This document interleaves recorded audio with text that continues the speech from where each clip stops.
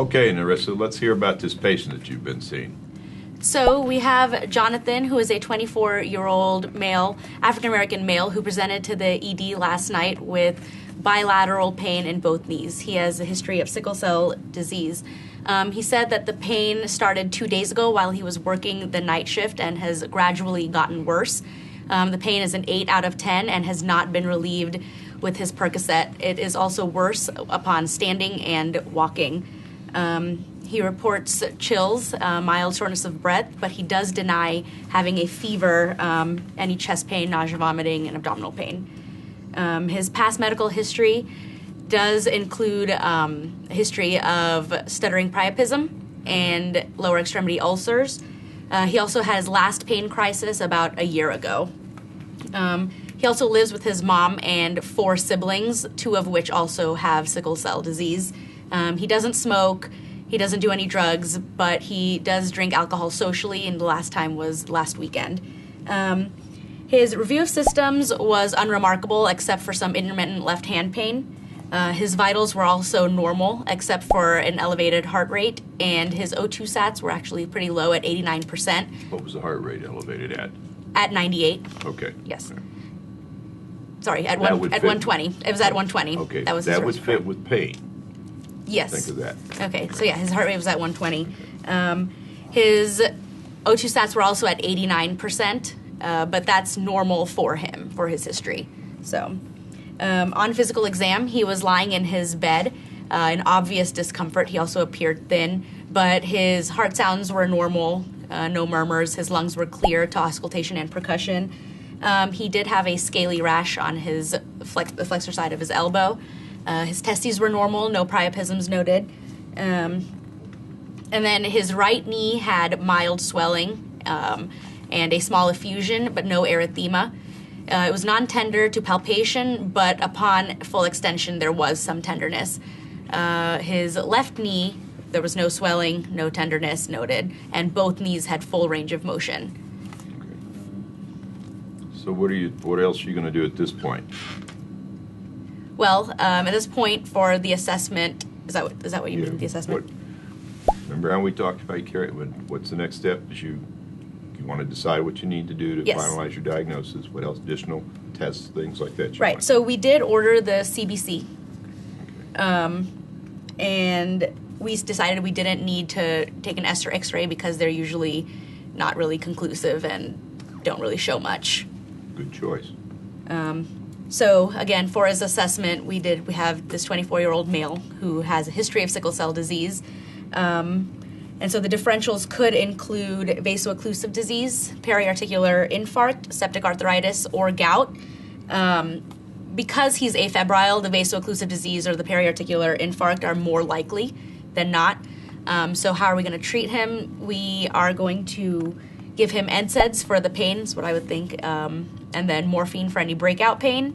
If his CBC comes back with any marked leukocytosis or if he does develop a fever, we can order blood cultures and start him on antibiotics empirically for staph and salmonella.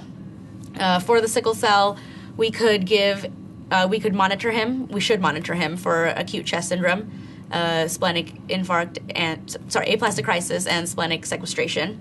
Okay. And then we can monitor his O2 sats, and if he becomes symptomatic, also administer that. Would you give him fluids and oxygen now, or are you going to wait? We might as well, since his O2 sats are pretty low at 89%, so it wouldn't be a bad idea to start him on oxygen. Why would this would not be vaso-occlusive disease? Think a little bit of vaso. You said he had some ulcers in the past, but he doesn't have them now. Okay. What does that tell you about his vascular system? He can heal. Yes. Okay. Okay, so vaso-occlusive disease or necrosis, where would that occur when you think of bones? Where's the easiest place? Your hip. Hip. Because remember, there's one artery serving that. How many arteries are serving the knees? Many. Okay. Would be hard to occlude that. Right. See, that's part of the way. Okay. So see, that's part of the way I want you to take your anatomy and bring that in as you're thinking and talking about it. Now, gout. What would you expect to see with gout? Well, a podagra on your big toe. Yeah. And so It he can occur doesn't in have other it there. joints. But it's what usually happens with gout. Remember, in a joint, very hot, swollen. So it will be extremely swollen. tender. Yes, and red. And he so doesn't that have. that kind of takes that out. Plus, it's highly unusual in a large joint. I mean, you can see it in ankle and the toe. You might see it in fingers, but usually the larger joints you don't with that or something. One of the things you've given a history of sickle cell, and let's talk a little bit about sickle cell disease. What does that mean when you say disease versus trait? Well, with the disease, both his parents had to have had it. With the trait, only his mother or his father would have had it. Usually trait is asymptomatic, generally. Yeah. So because he has a disease, he got it from They both generally of them. can't sickle that significant Yes. cells are very mild, whereas with the disease they are. And you know what a peripheral smear would look like on this. Describe a peripheral smear. The cells would be sickle-shaped. Yeah, that's where it gets its name. And what occurs with that is it flows. Why the priapism that you see? So with the priapism, basically it's a prolonged erection, and so with the sickling, it kind of blocks the blood from being able to flow in and out properly. So that's why it's a stuttering priapism. Sometimes it comes, sometimes it goes, just because it gets stuck, per se. Stuttering because it can be there and kind of resolve on its own, and the sickling of the cells sludges, so it's difficult to pass through you remember your anatomy, and the corpus spongiosum, the corpus cavernosum, and the spongious areas, they'll poorly flow. They usually will reverse. If you don't, you have to find your friendly urologist, and he'll teach you how to take care of those things. But I think you've got a good understanding of that.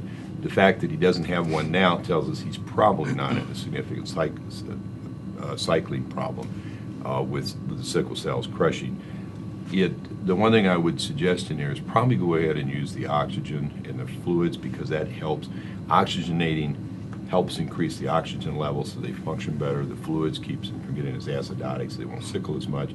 We're worried that there may be a component of sickle cell inflammation or changes with this that minimizes that it can happen. So what are you going to do over the next few days to see where he goes? We'll definitely monitor him for all the things that could happen because of his sickle cell. Sounds good. I think you did a very good presentation at this point. You were succinct in your areas, and for what we want now, this is the way I want you to do it. You're covering a lot of detail. Now, in the months ahead, as we go on rounds of other things, you'll learn how to compress that down to where it's a more succinct thing, because we'll already know about the patient. Right. But overall, very good, Nerissa. Thank Very you. good.